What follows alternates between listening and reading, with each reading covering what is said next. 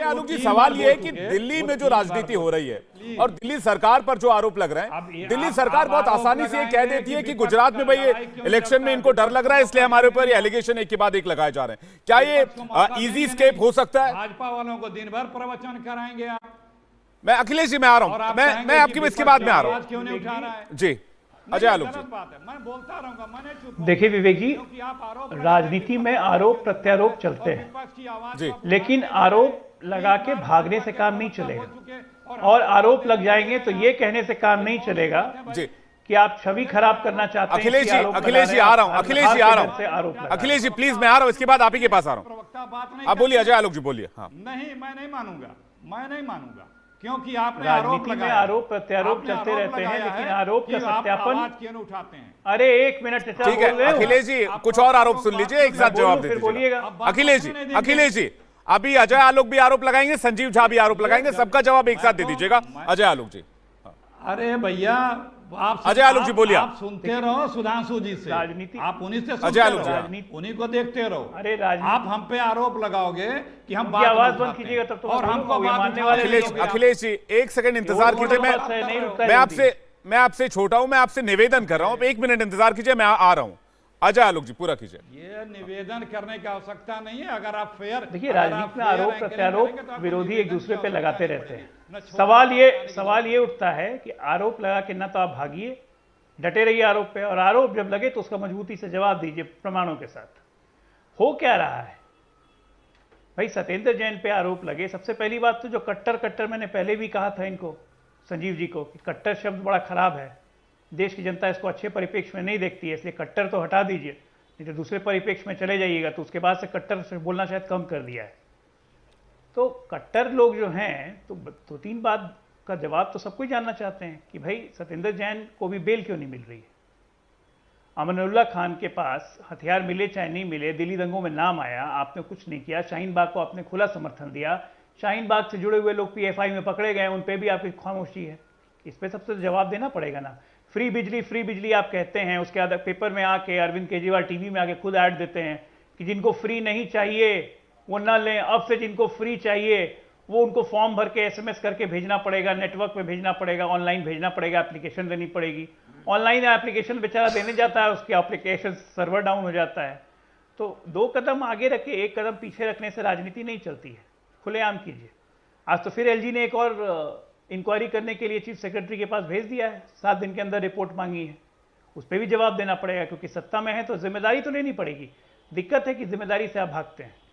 Congress party आज की तारीख में सबसे बड़ा शत्रु, बीजेपी से बड़ा शत्रु आपको मानती है, क्योंकि उसको लगता है कि आप जहां जाते हैं कांग्रेस पार्टी का वोट खाते हैं। आप जाके कहते हैं कि कांग्रेस मर चुकी है, कांग्रेस तो जिंदा ही नहीं होगी, गुजरात में 10 सीटें नहीं मिलेंगी। तो सबसे बड़ा दिक्कत जनता के पास ये हो गया मान्यवर कि पहले आप और कांग्रेस सलट लीजिए कि आप लोग दोनों में से जीवित कौन है, अर्धमूर्छित कौन है, मृत कौन है, तब तो लड़ाई करेंगे। दूसरी बात, जितना जवाब मांगा गया है वो जवाब तो आपको देना चाहिए, क्योंकि सत्ता में आप हैं, जिम्मेदारी आपकी है।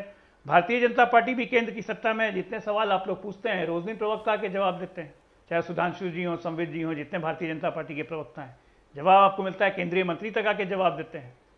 इसीलिए राजनीति में स्वच्छ राजनीति करनी है तो जितने सवाल पूछे जाएं, जितने आरोप लगे, या तो उनका जवाब दीजिए, भागिए मत। गुरिल्ला वॉर नहीं चल रही है, ठीक है। जनता के बीच में परसेप्शन। संजीव झा जी, आपने अभी तक करप्शन के चार्जेस पर आम आदमी पार्टी ने एक्शन क्यों नहीं लिया? सत्येंद्र जैन पर कोई एक्शन नहीं हुआ, विजय नायर पर कोई एक्शन नहीं हुआ, मनीष सिसोदिया पर भी गंभीर आरोप लगे हैं। जो जांच रिपोर्ट आई उसमें उनका नाम नंबर 1 पर था, उन पर भी अभी तक आप लोगों ने किसी तरह का कोई सवाल नहीं उठाया, एक्शन नहीं लिया, कोई आंतरिक जांच भी नहीं कर रहे होंगे, मुझे पता है।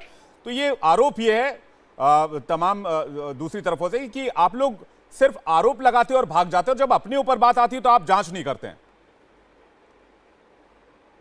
नहीं, मंत्री तक बना के विवेक रखा हुआ जी, है ना। मुझे लगता है कि देश में एकमात्र ऐसी पार्टी आम आदमी पार्टी है, एकमात्र ऐसी पार्टी आम आदमी पार्टी है जो भ्रष्टाचार पे अपना जीरो टॉलरेंस रखती है। उसका उदाहरण हमने खुद पेश किया है। दिल्ली में भी हमारे एक मंत्री किस तरह करप्शन किया था, किसी मीडिया ने नहीं बताया था।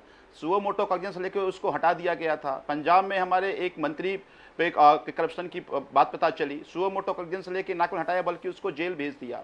अब आपने बताया कि सत्येंद्र जैन जी, मनीष सिसोदिया जी के बारे में बताया। एक बात बताइए, सत्येंद्र जैन जी को 2013-14 का एफआईआर 2022 में जेल भेज करके 3 अभी तक ना तो ईडी ना सीबीआई ये साबित कर पाई भ्रष्टाचार किया है। और यही बात जब जज ने इनसे पूछ लिया कि आप बताइए भ्रष्टाचार का आंकड़ा कैसे और कैसे बता रहे हैं, आप जो आंकड़े दे रहे हैं आप साबित नहीं कर पा रहे हैं, तो उन्होंने कहा कि जज बदल दो। तो मैं ये कह रहा हूं कि भारतीय जनता पार्टी को पता, तभी तो मैं कह रहा हूं इनका मोडस ऑपरेंडी है, किसी तरह से अपने ईडी सीबीआई भेजो, इनके पास प्रोपेगेंडा का सारे मटेरियल तैयार हैं।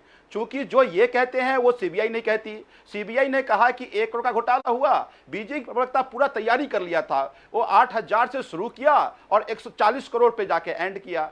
तो जो बीजेपी प्रवक्ता कहते हैं वो इनकी एजेंसी नहीं कहती, जो एजेंसी कहती है वो ये नहीं कहते। तो इसका मतलब ये है कि सारे ये झूठ के बुनियाद पे महल खड़ा करना चाह रहे हैं। मैं बार बार कह रहा हूं, मैं कट्टर ईमानदार अभी कह रहे थे हमारे जेडी जो पहले प्रवक्ता थे आलोक जी कह रहे हैं कि कट्टर ईमानदार क्यों कहते हैं। ये इसलिए कह रहे हैं आलोक जी कि 2016 में उन्होंने सिंगलू कमेटी बनाया था और सिंगलू कमेटी ने दिल्ली सरकार की एक एक फाइल की जांच कर ली, रत्ती भर का करप्शन नहीं मिला था। तब से लगातार हमारे 169 एफआईआर हमारे एमएलए पे हो चुके हैं, 127 एफआईआर क्वेश कर दिया कि फर्जी एफआईआर है। तो इससे बड़ा टेस्ट और क्या हो सकता है ये साबित करने का कि आम आदमी पार्टी के विधायक, आम आदमी पार्टी के मंत्री, आम आदमी पार्टी सरकार ईमानदार सरकार है। ठीक है, इसी बात का दर्द भारतीय जनता संजीव, पार्टी मैं को अजय है। आलोक जा रहा हूं। संजीव जी एक बात बताइए, आपने लंबी चौड़ी दलील दी, लेकिन बिजली घोटाले पर अभी भी आपने बातचीत नहीं की। जांच करा ली। अब मैं आपको गणित बताता हूं। लेट फाइन 18%, सरकार ने सरकार को साझा किए बात,